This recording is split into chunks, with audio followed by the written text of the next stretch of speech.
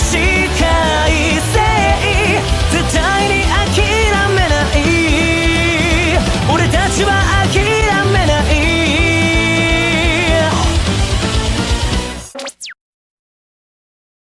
What is going on, everyone? Blaze Consistency here. Welcome back to another episode of 999. 9 hours, 9 persons, and 9 doors. So let's go ahead and get this episode started. And if you would like to become one of the ultimates, one of my ultimates, please hit the subscribe button down below and join the ultimates. Become True Hope.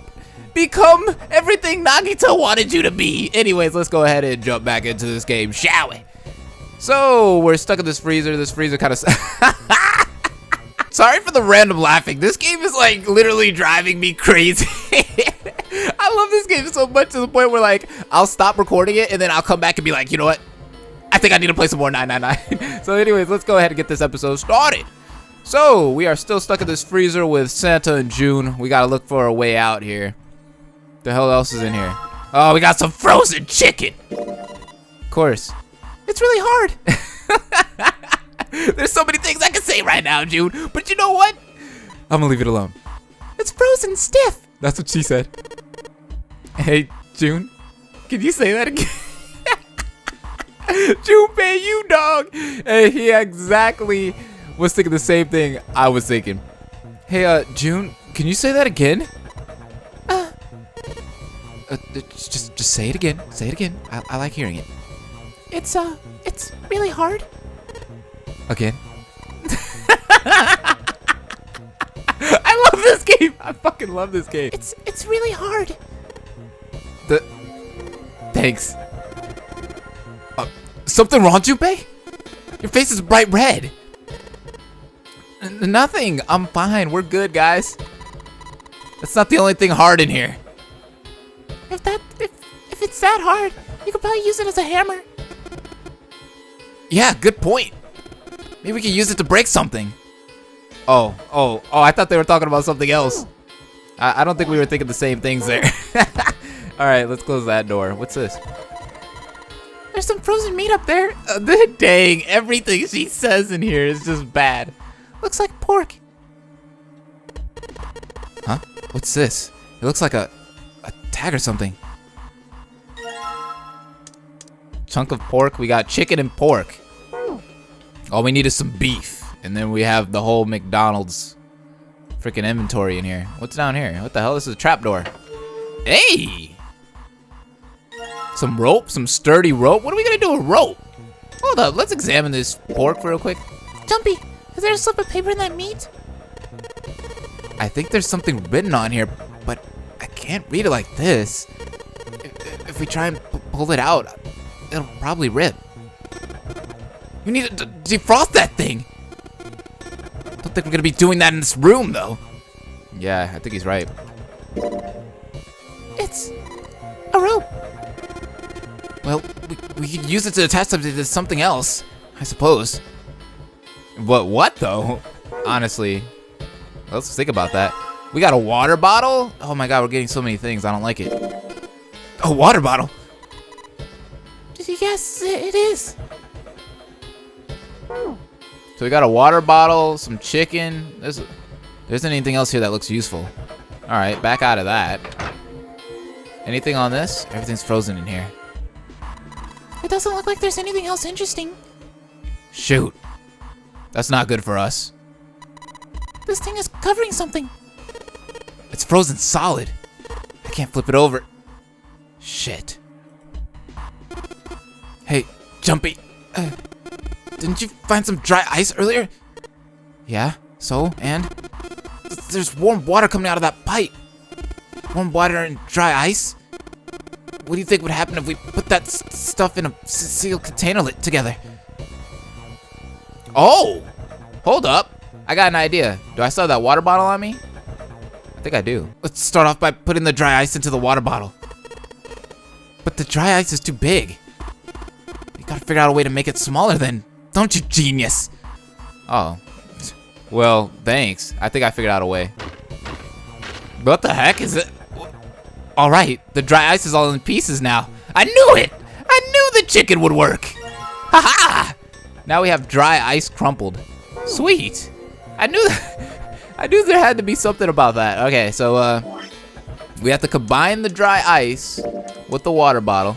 Gonna put these pieces of dry ice into the water bottle. All right, do your thing, do your thing, do your thing. And we got it. We got it, coach.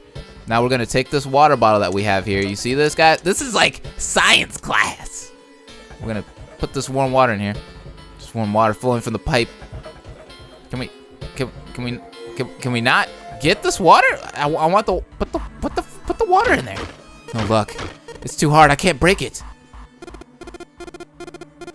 There's too much mist to see what's going on over at the other end. You fucking bastard. Well, sorry, Jesus, you fucking bastard. Can I combine the water bottle in this right now?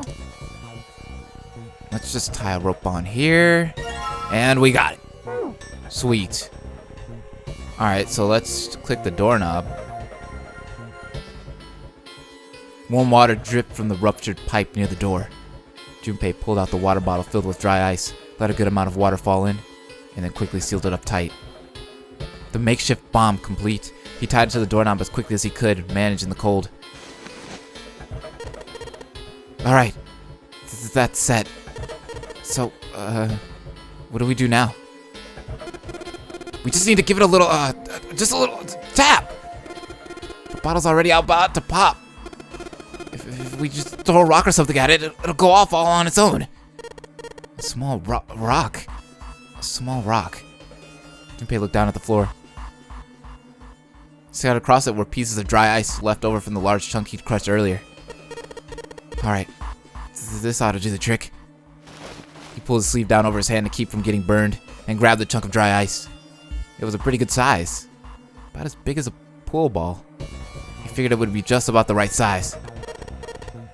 Alright guys, stand back. Actually, we should probably hide somewhere. Both Santa and June looked at him with a new concern. Where exactly do you expect us to hide, you genius? There isn't really anything or anywhere big enough. Shit. Yeah, there is. Look. Right here. We can hide in here. Junpei pulled open the door to the small cellar. Come on. Get inside quick. Santa and June nodded and jumped down into the hole. Junpei quickly followed. In his hand, he could feel the chill of the frozen carbon dioxide, even through his sleeve. He tightened his grip, took aim, and prepared to throw. Alright. Here it goes.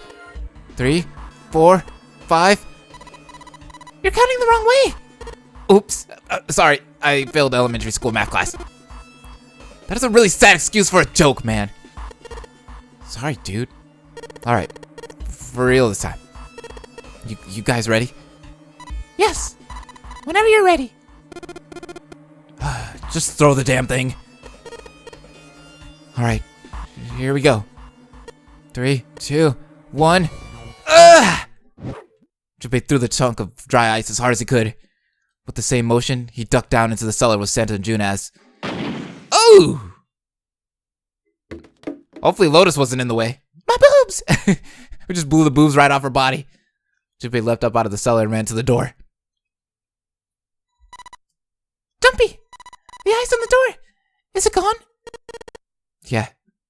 It's gone. The blast must have shattered it! Yes, alright. Let's see if it opens. Junpei grabbed the knob and pushed with all his might. Oh, we're out. The door gave way easily, and all three of them tumbled out of the freezer at once. Hooray! We're out! June, relieved, collapsed onto the floor. Move! Santa shoved past Junpei and ran straight to the grill, which he immediately grabbed. Ow! Oh, god damn it! Fuck! Shit! He proceeded to kick the grill in a futile but amusing fit of rage. But where was Lotus? It took Junpei only a moment to find her. She was sitting on the counter, idly scratching her chest, scratching her boobs. Welcome back. I was starting to get tired of waiting for you guys. With a great yawn, Lotus lowered herself off of the counter. Junpei clenched his teeth and walked toward her. What were you doing? What do you mean? What was I doing? I was waiting. We were gonna die in there! Oh yeah? But you didn't, so everything worked out all right, didn't it? What the hell? Just kidding. It might not look like it, but I was really worried.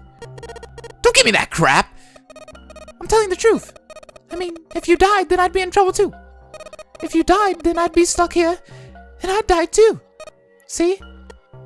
What the fuck ever. I did all I could. I even looked around to see if there was anything I could use to pry open the door. But I couldn't find anything. So all I could do is wait. I mean, what else did you want me to do? Call the cops? It was true that there wasn't much she could have done, but something about her tone. Junpei gritted his teeth. I think she was the one that closed the door. I swear to God, she was the one. I think she tried to kill us. Yo, she's a murderer. She is a fucking murderer. Not only does she have big ass boobs, but she's trying to kill people. Fine. But there's one thing I have to ask you. What's that? You didn't close the door, did you? But what? You think I closed the door on you? Why would I do something like that? It closed on its own. I told you before, if you died, then I died too. She was right. And Junpei knew it. Without them, she'd be in very serious trouble. It seemed that an accident was the only explanation for the door's closure. I don't know, man. Something's fishy. If Lotus had really wanted to kill them, all she would have to do was bar the door from the outside.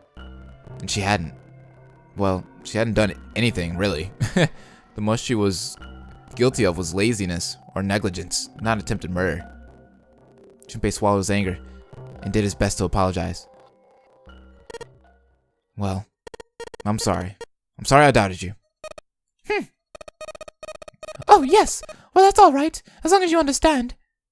Lotus looked away and twirled her hair between her fingertips.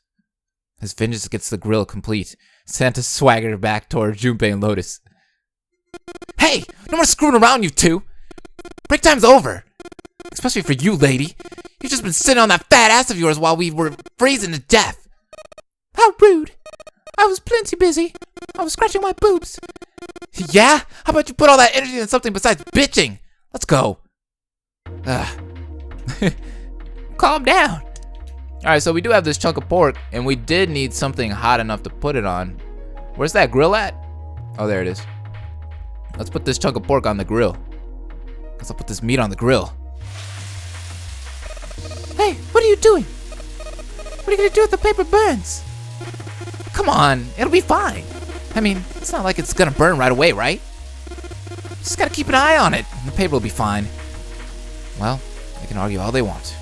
I'm gonna keep an eye on this pork. I'm just gonna watch this pork. Cool, looks like it's about time. I'm gonna try taking the paper out. Jumpy, be careful. It's weird for her to care, but I know what I'm... Ow! See? I told you. Hey, what the hell are you doing? Hurry up and take the paper out!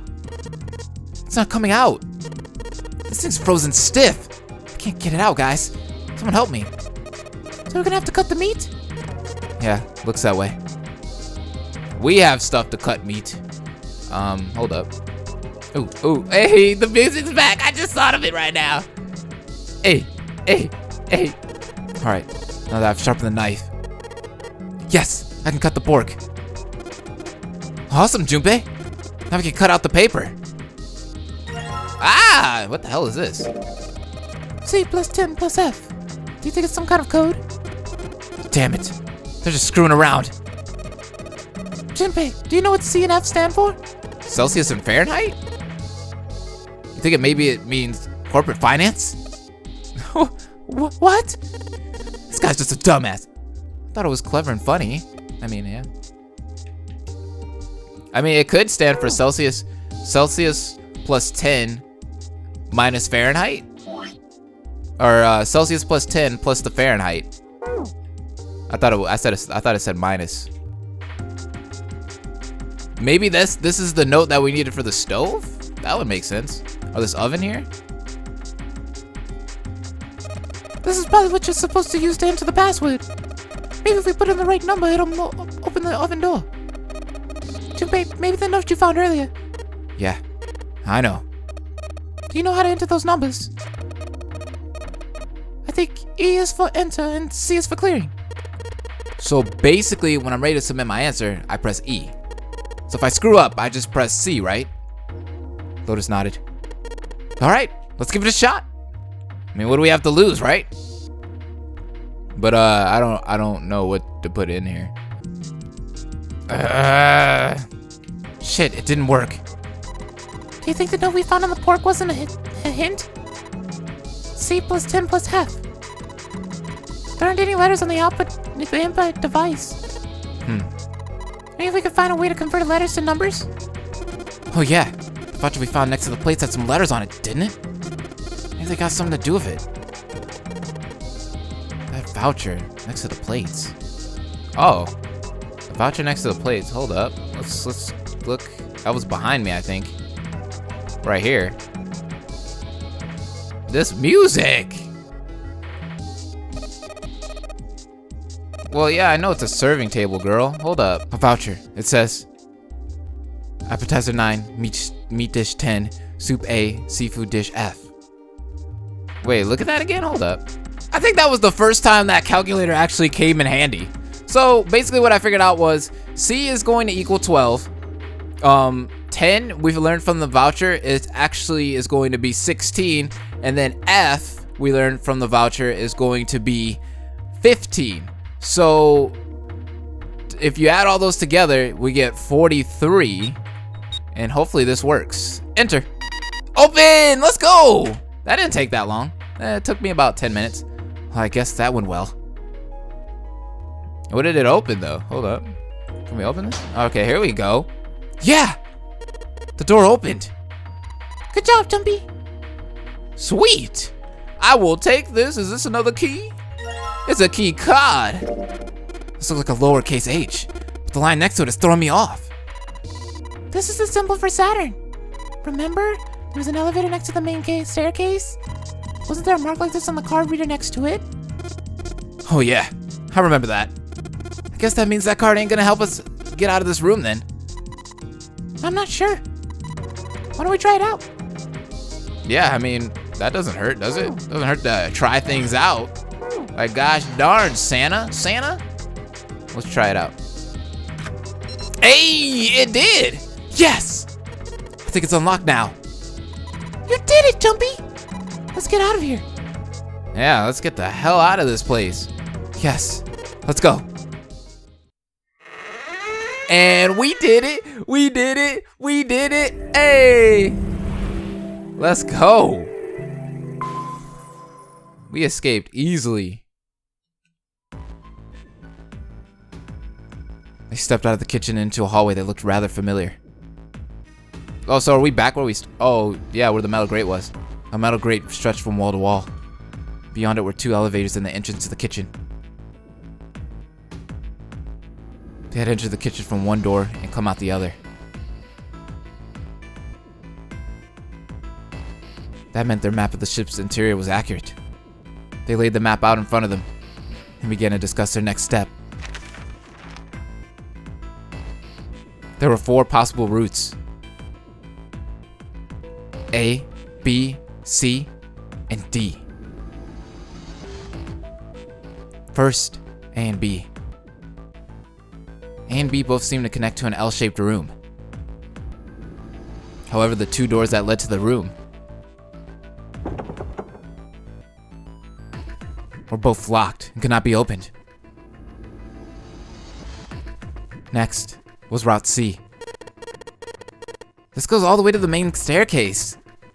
That means it's door 5, one of the numbered doors. Then do you think we would meet up with the other 4 after this hallway? No, I don't think we will. Why not? Look, there, by the stairs. See how the gate is opened? When we went into the kitchen, it was closed. But it's open now. What do you think that means? They opened it. Most likely.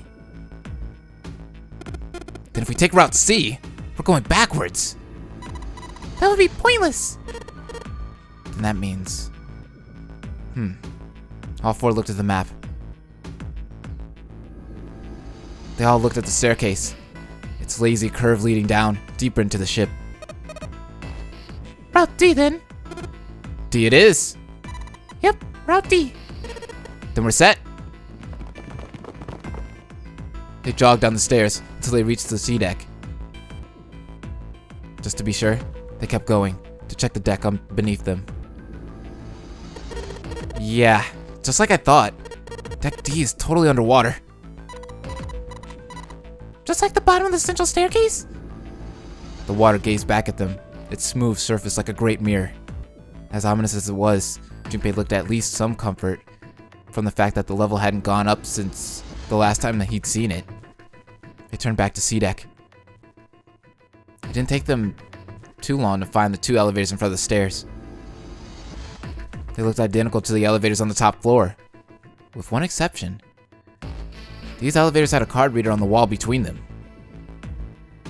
On the card reader was a strange mark.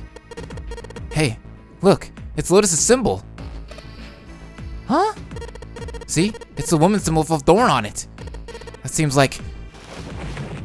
The hell was that? Ouch! Ouch! Ouch! Ouch! Ouch! Lotus had taken hold of Junpei's hair. She began to shake him violently and thought he heard a low growl coming from her throat. I'm gonna kill you! I'm gonna suffocate you with my boobs! They're like, that would be funny if that happened. Such violence. Junpei began to wonder if she was not the devil itself. With an uncomfortable smile, June spoke up. This is a Mercury symbol. The thorn symbolizes the wings on Hermes' staff. Hermes, whatever. If we can't get this thing to work, these elevators aren't going anywhere. In other words, we need a key card with the Mercury symbol on it. Probably. They gave up on the elevator and returned to the stairs. A hallway stretched out to the left. A great many doors lined both sides of the hallway. They weren't sure how many, but certainly enough to be discouraging. Damn it! If we try and search all these, the sun's gonna go up before we're done with half of them. I think the sun already set. I have a feeling this ship is the only thing that's gonna be going down anytime soon. That's even worse! Well, we can come back to this hallway later. Let's check the hallway on the other side, shall we? Frustration and fear building, they walked back to the stairs. To the right was a small hallway. Quickly, they headed into it. It was approximately the same size as the alcove in front of the stairs. The hallway led toward the stern, and at its end was a set of double doors. Let's open it. Junpei nodded and grabbed the one closest to him. He gave it a small tug and felt it move. It was unlocked. Thrilled to have found an unlocked door, he threw it open. Hey, finally! I like hearing that nice door opening noise. Junpei didn't know what to make of what he saw. The hell? Where are all these beds? That does not look good at all. He simply stood, unable to speak. The others simply stared, open-mouthed. After a few long moments, Santa managed to speak. What the hell is this? A massive room stretched out in front of them, more a cavern than a room. Its vastness was oppressive, and it bore down on the four companions. It was not empty, however. The entire room was filled with lines upon lines of beds. They were simple things, little more than pipe and thin mattresses. Is this a hospital? He had at least been able to put a name to the harsh scent that pervaded the room. The room swam with the harsh, biting smell of antiseptic. In the center of the room were shelves stacked with medicine and a number of medical devices the function of which Junpei did not know. More importantly, however, on the back wall of the room were 4 doors. Again! 3 of them were emblazoned with large single-digit numbers made with thick, red paint. The door on the left was labeled 3. The second door from the left had no number, but the third had been given a 7. And the rightmost door had an 8. There could be no doubt they were numbered doors. It did strike Junpei as strange, however, that the door between 3 and 7 should be blank. What, he wondered, could it mean? Let's take a look at the doors. Yes, that sounds like a good plan. Junpei headed toward the doors, weaving his way between the beds. He started with door 3, on the left and moved to the right until he reached door number 8. Fuck.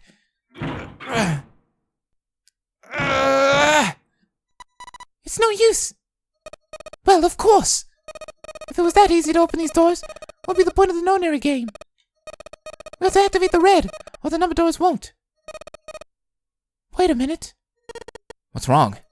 Look, the display on the red. There's nothing on it. Huh. Don't you remember? The red at the central staircase? If no one was inside, it said vacant. Ah. Oh yeah. You're right. But this one. There's nothing on it. Right. I wonder if it's broken. Only one way to find out. Oh crap. It didn't respond. All 4 took turns placing their hands over the red, but it refused to respond. They pulled out the lever, and still it did nothing.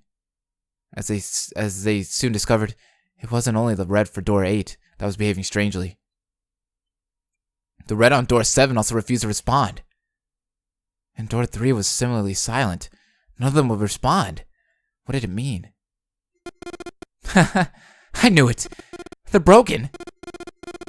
Zero sure sucks at maintenance. No, that's impossible.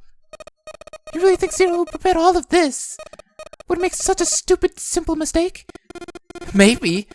But that doesn't explain why this thing ain't working. It was at that moment when they heard a voice from behind them. Oh, I believe the bottom of the device has been removed. They spun around to see. It's Snake! Hey! That's a familiar face. Snake. But it was more than just Snake. Ace, Clover, and Seven quickly filed into the room as well. Although they were glad to see one another, it wasn't terribly surprising that they had. If it had been the other party who'd opened the gate in front of the kitchen, it wasn't unreasonable that they'd bump into one another eventually. The rest of Snake's team, however, did look rather surprised. How? How did you end up here? It's a long story, actually. After a moment of silence and surprise, everyone suddenly began to talk, desperate to exchange information. They talked about the rooms they'd been through, and how they ended up in the same place. Of course, none of it was very useful information, but that hardly mattered. They were happy to simply see one another again. Although, the level of cheer varied greatly from person to person. Each one of them was wearing some manner of a smile. Almost as though they had already forgotten about the death of the Knife Man. Ugh, don't show that again. No, thought Junpei. Perhaps that wasn't it. Perhaps thoughts of his death were that drove them to smile at one another. Not in a morbid or hateful way, no. The Knife Man had died. But they were still alive, and that was something to be happy about. A sort of simple, uncomplicated joy, Junpei thought. The joy of being alive. Still alive. He felt sorry for the Knife Man, but more than anything, Junpei was just happy to be alive. We all alive? There you have it. Our half of the story. His part finished, Ace fell silent. For a moment, Junpei was silent and thought, then he spoke. Okay, let me see if I got all this straight. When you guys got here, the bases for the Reds were already gone? And you looked all over this room, but you couldn't find anything? So you figured that there might be something in the hallway with all the doors? So you wouldn't have had a look? Yeah? And while you were looking around, you heard voices? Uh-huh. So you followed the voices and came back here? Indeed. And that was how we found you. Junpei examined the 3 Reds again, just in case. On the bottom of each was a long, thin gap. It looked like a slot for something. Probably something electronic. Well, this isn't good. If the red is inactive, we can't keep going. Well, what about that hallway over there? Isn't there anywhere else we can go? No, there isn't. There are plenty more hospital rooms, but nothing else. Hospital rooms? That's what's behind all those doors? Yes. There are a number of individual rooms in addition to this large one. There was a door at the end of the hallway, but it was locked. There was an astrological symbol engraved near the keyhole, however. I was able to get a good, feel of it. Believe it was the symbol of Jupiter. Not again. Those goddamn things are everywhere! I wonder what they all mean. For a moment, everyone was silent, deep in thought. While we're asking what things mean, what's the deal with this room? I mean, I thought this was a cruise ship, but I can't imagine a cruise ship would have a hospital like this. Of all people, it was Seven who answered with calm confidence. Well, I figure it's probably a hospital ship. Chances are, it's the Gigantic. The Gigantic? Junpei looked confused. So did everyone else. Wait, What is this Gigantic? Seven knit his eyebrows for a moment, then began to explain. The Gigantic. He explained that she had been a sister ship to the Titanic, built in the early 20th century. The Titanic had two sister ships who were identical to one another in nearly every aspect. The Gigantic was said to be one of them. So it's not the Titanic! There was a Gigantic? She was initially intended to be a passenger liner, like the Titanic, but soon after the ship was launched, the First World War began, and she was pressed into duty by the British Navy as a hospital ship. Sometime later, the Gigantic was damaged by a German mine in the Aegean Sea. She managed to run aground after the incident, and consequently, was not sunk. What, then, happened to the Gigantic after her fateful encounter in the Aegean Sea? One theory ran that a man named Lord Gordian purchased her. Lord Gordain, it seemed, had been one of the few survivors of the Titanic tragedy, and that trauma had turned him into an obsessive collector of all things related to the Titanic. As his obsession deepened, he began to desire the Titanic itself. That, of course, was impossible. The Titanic lay at the bottom of the Atlantic Ocean. The Gigantic, however, had not suffered such a dire fate. And as she was identical to her sister ship, she caught Lord Gordain's eye. So, you're saying this Lord Gordain bought the ship? Yeah. At least I think I am. That's impossible! No way we're in that same boat that's almost 100 years old! Pipe down. Just pay attention. But that's it. Well, have you got any proof? Proof? Proof that the ship is really the Gigantic? Well, the ship's got stuff that's like the Titanic and the hospital ship. I just figured Oh, for goodness. Don't tell me you're the only reason. no, I've got more. Like? Well, I mean, Seven looked around desperately, doing anything to avoid meeting Lotus's piercing stare and to look at her big, gigantic boobs. He scratched his head for a moment, then gave up. Finally, he opened his mouth. I don't know. Lotus sighed and shook her head. I guess your memory isn't back yet, is it? Yeah, sorry about that. Hey! Wait a minute. Memory isn't back. Junpei was, he felt, legitimately shocked by what seemed to be new and very important information. Everyone else, however, seemed unimpressed. In fact, they all looked at Junpei as though he had something very strange. He decided to revise his attitude for the next question.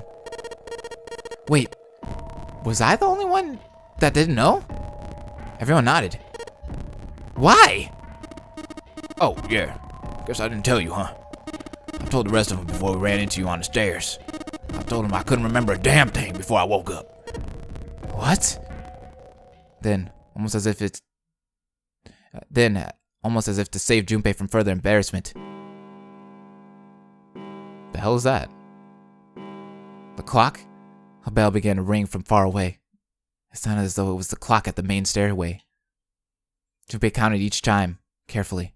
10, 11, 12.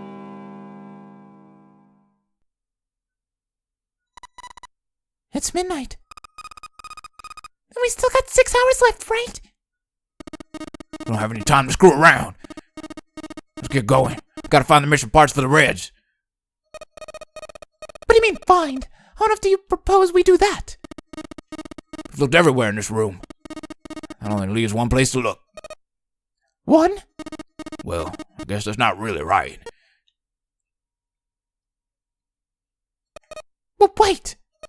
Don't tell me you mean we need to search all of the other rooms. Don't freak out. We already searched 4 of them. 4 rooms? That'll split up the rest between the 8 of us. If each person does 6 rooms, that'll be 48 rooms, right? So there are 48 rooms left? Her earlier experiences had apparently not encouraged Lotus to trust Seven. Seven scratched his head awkwardly. I don't know. Duh. After a little more discussion, they split up and headed toward the room to begin searching them. Junpei was chosen to search the rooms on the starboard side, moving from forward to aft. They also determined when they would return to report their findings, the next time the clock sounded the time. When it did, they would meet back in the large central room full of beds. If, during their search, any one of them were to locate the missing components, they were to yell for the others. If this strategy failed, they returned to discuss their options later. The details decided, they left to begin searching. Onto the hallway they went, each of the rooms they'd been assigned. However,